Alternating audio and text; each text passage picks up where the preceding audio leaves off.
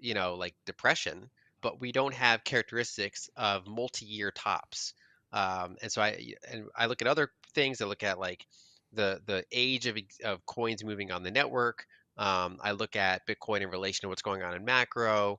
I look at the MNAV, so the market value to net asset value of publicly traded Bitcoin treasury companies.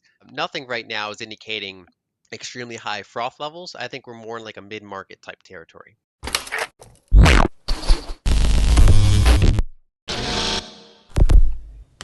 Hey guys, welcome to Everyday Finance.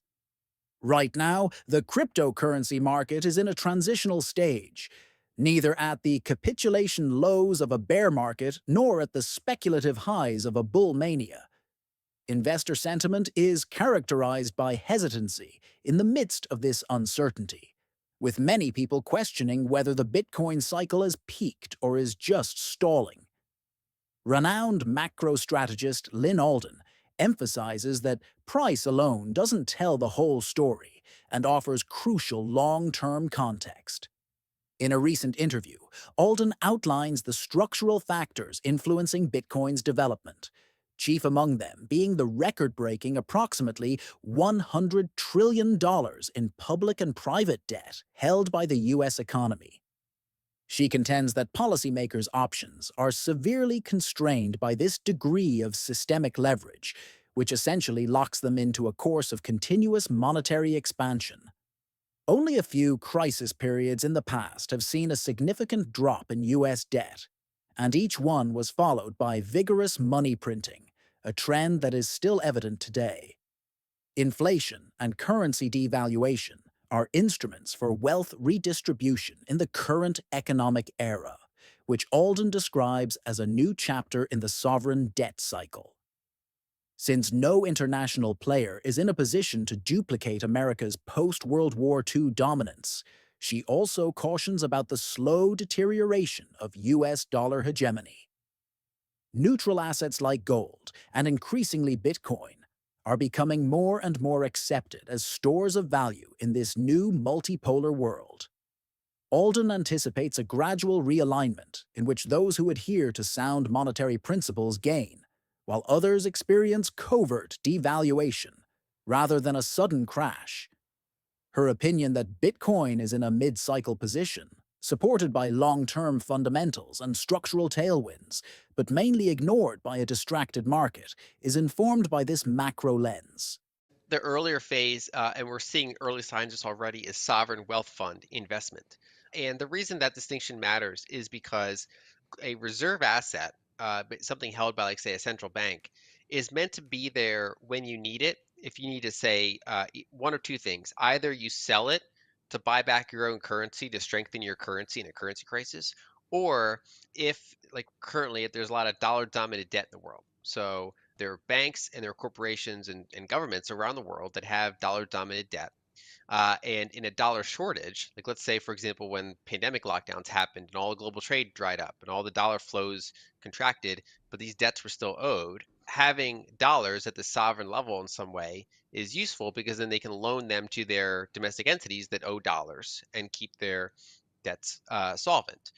So either to backstop the currency or to backstop their offshore debt liabilities. And so that's generally a large liquid asset like gold as a reserve asset, or more commonly, dollars and treasuries.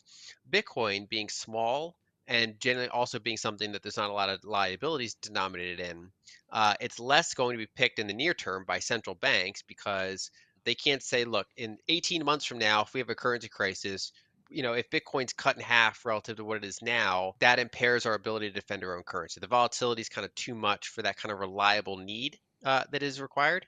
And instead, where we find it is creditor nations have big sovereign wealth funds. And these funds are not meant to be used in emergencies. They're not meant to be time specific moments to backstop a currency. If anything, their currencies are very strong because they're major creditor nations and they've intentionally weakened their currency in many cases. And instead, they're saying we want to build sovereign wealth for the next 10 plus years and, kind of backstop our citizens' retirement or our sovereign ability to maintain dominance, whatever the case may be.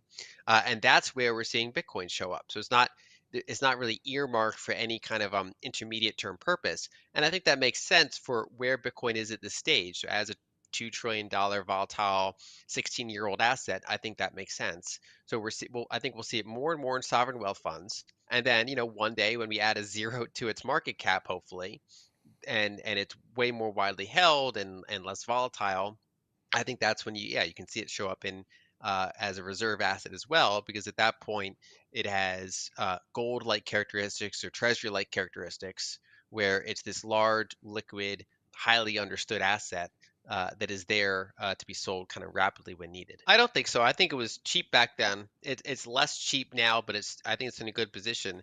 There are a couple of things I monitor for signs of bubbles.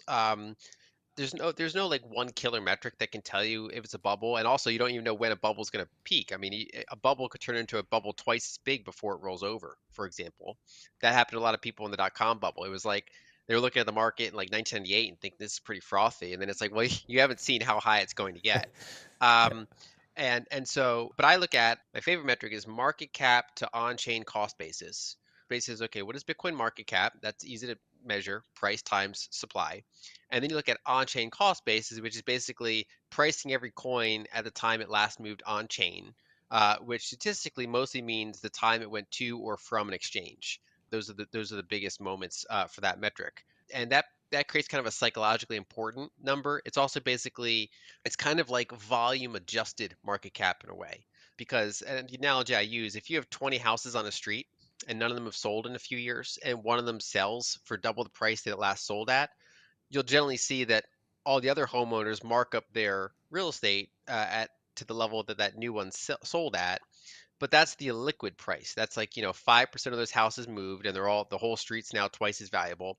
But it's not clearly the case that if 10 of those were to sell, they would all sell at that higher price. And Bitcoin's obviously a much more liquid asset than that, but there's still a part of truth to that, which is if you get a really quick price move to a new level, if it does start to unlock a lot of existing supply, that price is not necessarily maintainable at that new high level in that window. But if it kind of reaches a price level and then spends 6 months or 12 months or 18 months chopping along at that level for a period of time, and the cost basis goes up and a lot of volume and a lot of liquidity has occurred at that new level, then that's a more meaningful liquid kind of price level for the asset.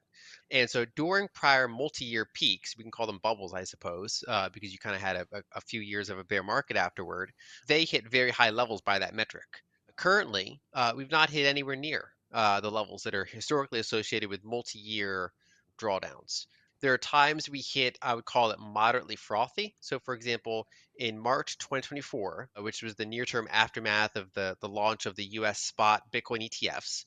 So there's a little bit of a fervor there, a little bit of a rapid price jump. We briefly touched new highs at something like 73,000. And that metric got a little bit frothy, but it was nothing like one of those, multi-year periods. And then we did end up consolidating for like 7 months, which makes sense given the moderate froth we had. Then, shortly to your point, right after October, when we had an election in the US, a much more favorable environment to Bitcoin. That was kind of a catalyst, but that was after a 7 month consolidation. We were in a pretty good space valuation wise.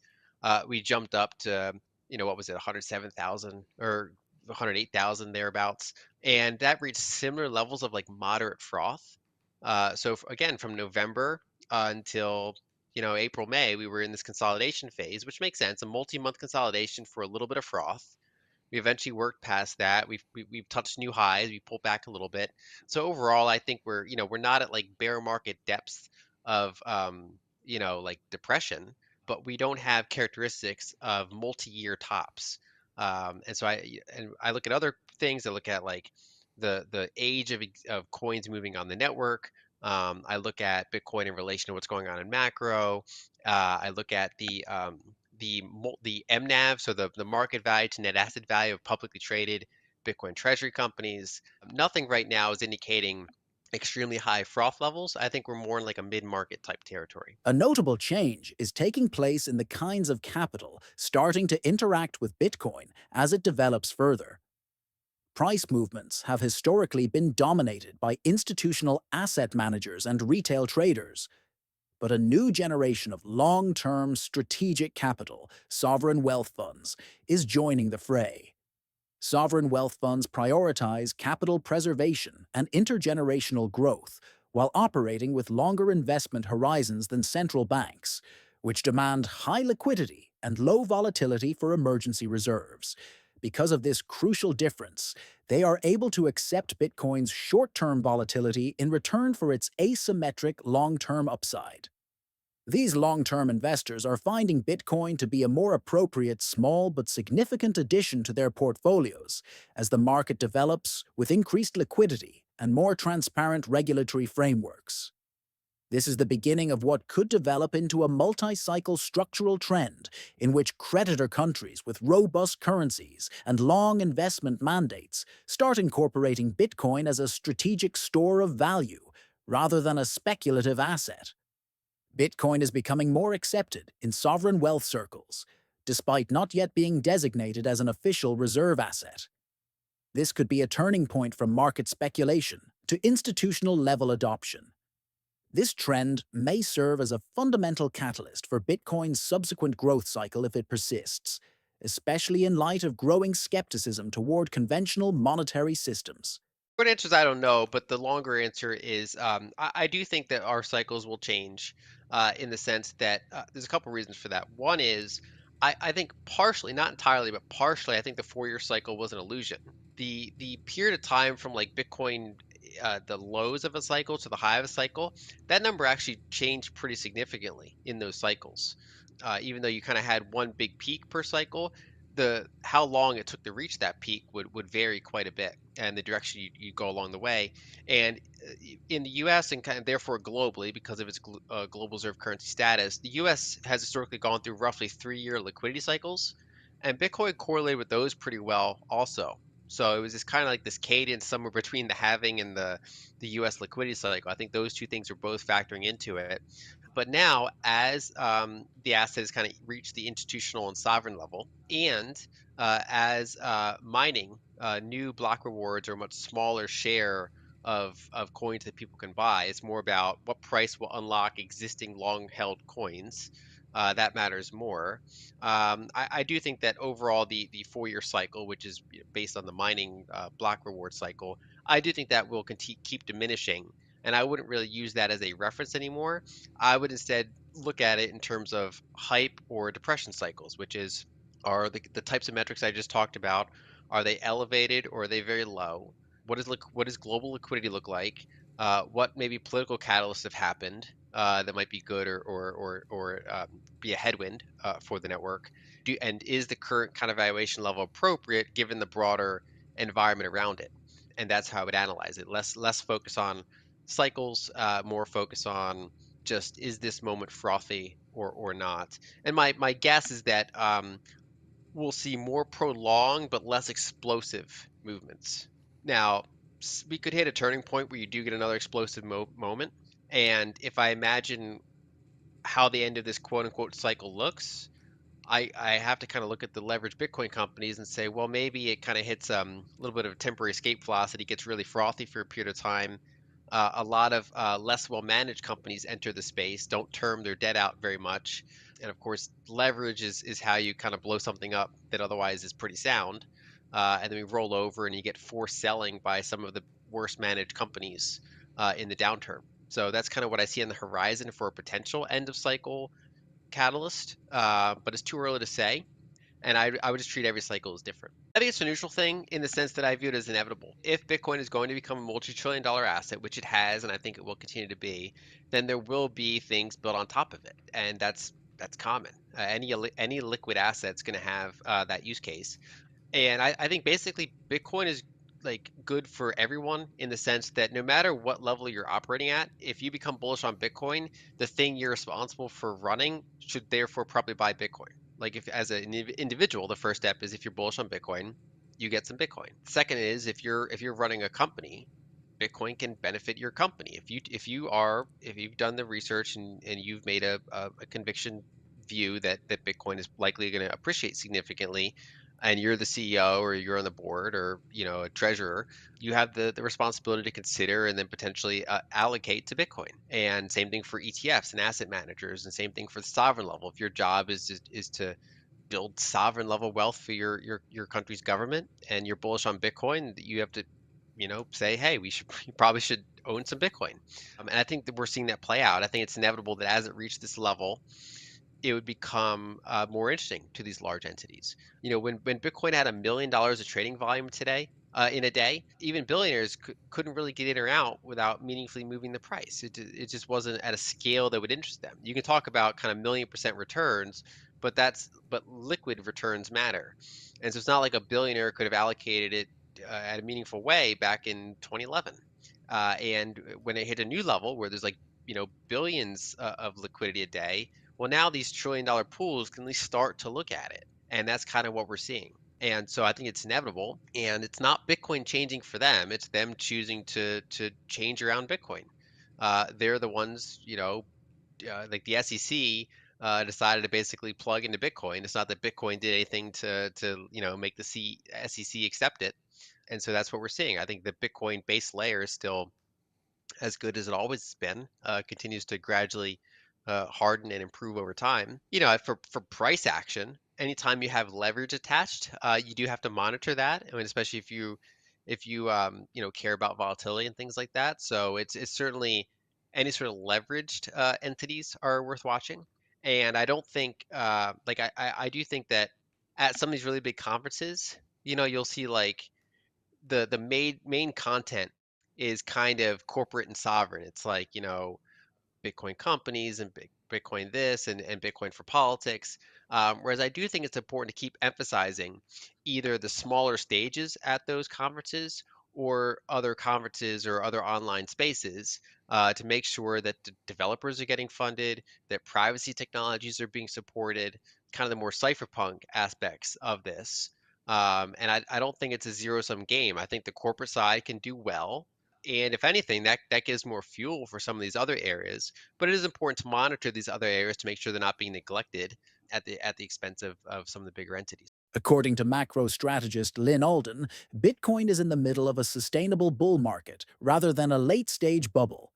She highlights the market cap to cost basis ratio, which compares the total market value of Bitcoin to the total on chain acquisition cost of all coins by referencing important on chain metrics. This indicator aids in assessing unrealized gains and investor sentiment. The market is far from euphoric, as evidenced by the current readings, which are still far below the extreme levels observed during the previous market peaks in 2017 and 2021.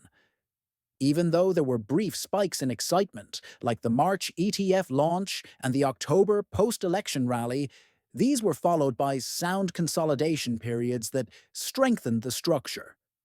Alden further supports the argument for a long, lasting upward trend by highlighting long-term holder behavior, using indicators such as coin dormancy and coin age, which demonstrate that seasoned investors are holding onto their positions rather than selling into rallies.